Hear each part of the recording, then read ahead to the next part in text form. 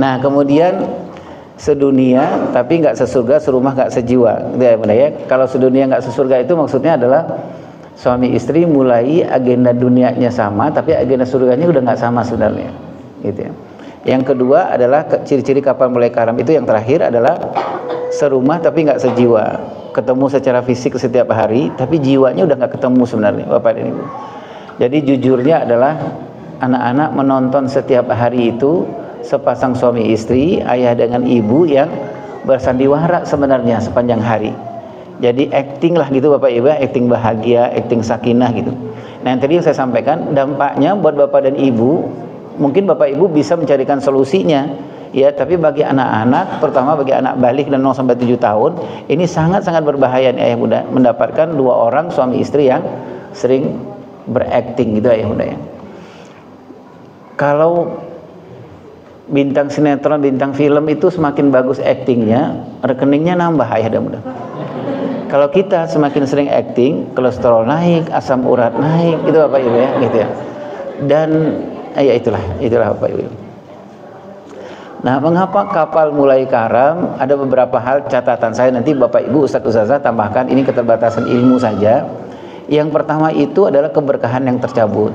Keberkahan yang tercabut itu seperti misalnya apa ya Bapak Ibu ya, fitrah yang mulai tertukar, gitu ya.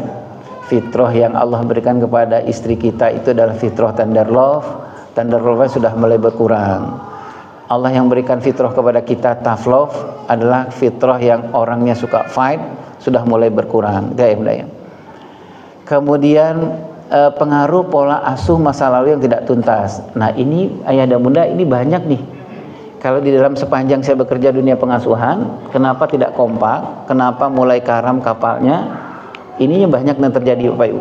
Jadi maksud saya begini ayah bunda. Jadi kepribadian kita sekarang ini ayah bunda lebih banyak kepribadian yang nggak terlalu baik ya Bapak Ibu ya, yang menyusahkan istri, menyusahkan anak-anak, menyusahkan teman kerja. Itu disebabkan oleh pola asuh yang belum selesai di usia 0 sampai 15 tahun. Nah, kenapa saya menyebut 0-15 tahun? Karena memang proses tumbuh kembang yang terbaik itu adanya di umur 0-15 tahun atau sekitar 0 sampai 18-19 tahun. Itulah sebabnya kenapa tadi saya menyatakan kita harus fight betul mengurus anak itu di usia itu. Ayo bunda. Kalau sudah di usia 18 tahun ke atas, apa ya istilahnya, secara fitrah anak-anak udah nggak deket sama kita ya ada bunda. Kalau kita mau ngeberesin anak umur 18 tahun ke atas itu secara fitrah dia susah kita bikin koneksi dengan dia gitu Bapak Ibu, karena secara fitrah komparatif dia sudah mulai komparatif dengan orang lain. Kalau kita bilang sama anak kita, bang menurut ayah bagusnya gini, anak dengan tenangnya bilang enggak ya menurut temanku itu Bapak Ibu ya. Padahal yang ngasih jajan kita gitu ya. Tapi semuanya adalah menurut temannya karena fitrahnya begitu. Apa saja ayah dan bunda utang pengasuhan itu? Saya mengambil contoh ke diri saya.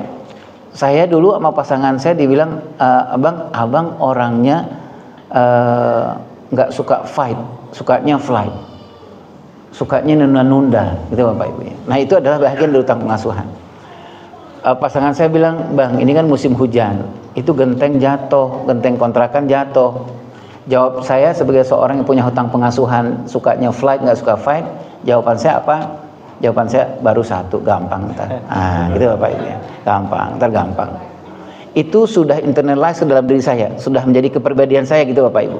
Sehingga banyak orang, misalnya tempat kerja saya, kenal dengan Ayah Irwan, kenal orang yang sukanya flight, nggak suka fight. Itu adalah bagian dari utang pengasuhan. Kemudian 2 hari kemudian jatuh lagi genteng satu Pak, ayah dan bunda. Istri saya bilang, bang nggak enak bang, ini nyari kontrakan di sini susah. Itu lama-lama musim hujan, abang sendiri yang susah. Jawaban saya adalah gampang, baru 2, tinggal lempar aja naik lah insya Allah. Itu 3 bulan gentengnya 2 ini nggak naik Bapak dan Ibu. Khas orang punya kepribadian flight tidak fight itu adalah kalau dikejar terus sama istrinya, dia 2 yang dia lakukan. Kalau nggak dia marah, kalau nggak dia kabur. Begitu Bapak Ibu ya. Kalau nggak dia bilang, kamu sih nggak ngerasain jadi laki-laki, nih lihat nih tangan nih, gitu Bapak Ibu ya. Nggak tahu juga ngelihat tangan apa sebabnya gitu Bapak Ibu ya. Ini susahnya nyari uang atau apa gitu. Itu khasnya orang punya utang pengasuhan laki-laki yang flight tidak fight, gitu ayah bunda. Nah, kenapa ini? Karena persoalan di umur 0-15 tahun kita nggak terlatihkan ini gitu Bapak dan Ibu. Saya bantulah Bapak dan Ibu ya, sepanjang saya bekerja di dunia pengasuhan ini, bantulah beberapa lembaga negara. Terakhir saya bantu teman-teman yang urusannya dengan korupsi. Begitu berbahayanya persoalan utang pengasuhan ini. Saya ambil contoh.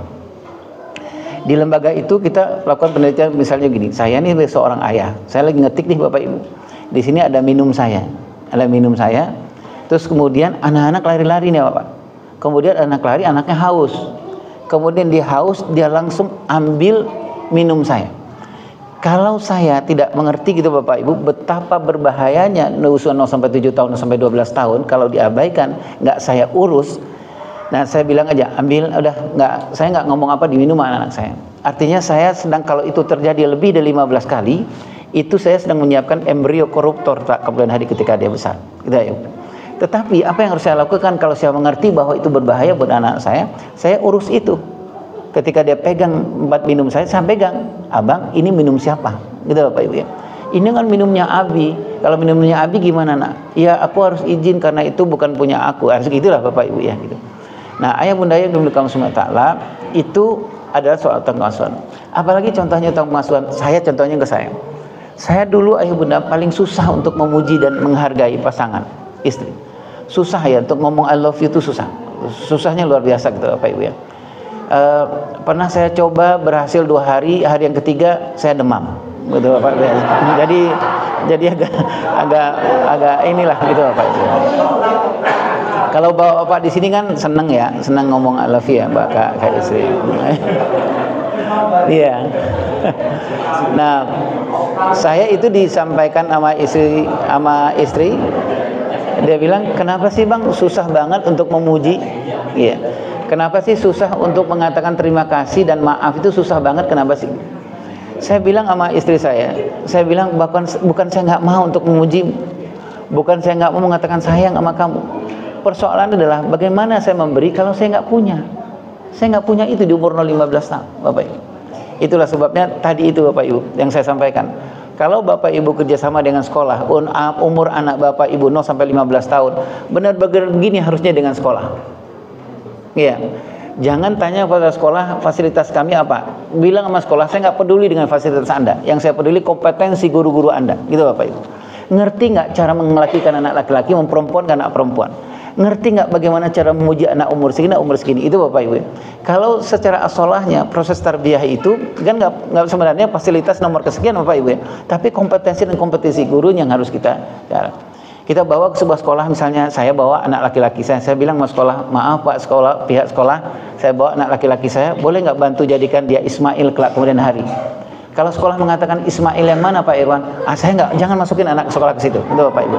Walaupun playgroundnya tuh luasnya luar biasa gitu Bapak Ibu. Walaupun AC dalam kelasnya itu 6 AC-nya, dia nggak ngerti anak laki-lakinya mau jadi apa gitu loh Bapak Ibu. Terus gimana kita menjawab pertanyaan Allah kelak kemudian hari? Anak laki-laki kita mau jadiin siapa kelak kemudian hari gitu Bapak Ibu ya. Nah, itu ayah bunda. Nah, ternyata utang dan luka pengasuhan ini banyak sekali yang menyebabkan kita nggak kompak dengan pasangan kita gitu ayah bunda. Kemudian kita banyak masalah kepada anak-anak kita. Karena apa? Anak-anak kita fasilitasi untuk mencontoh utang pengasuhan yang kita punya gitu ayah bunda ya. Baik.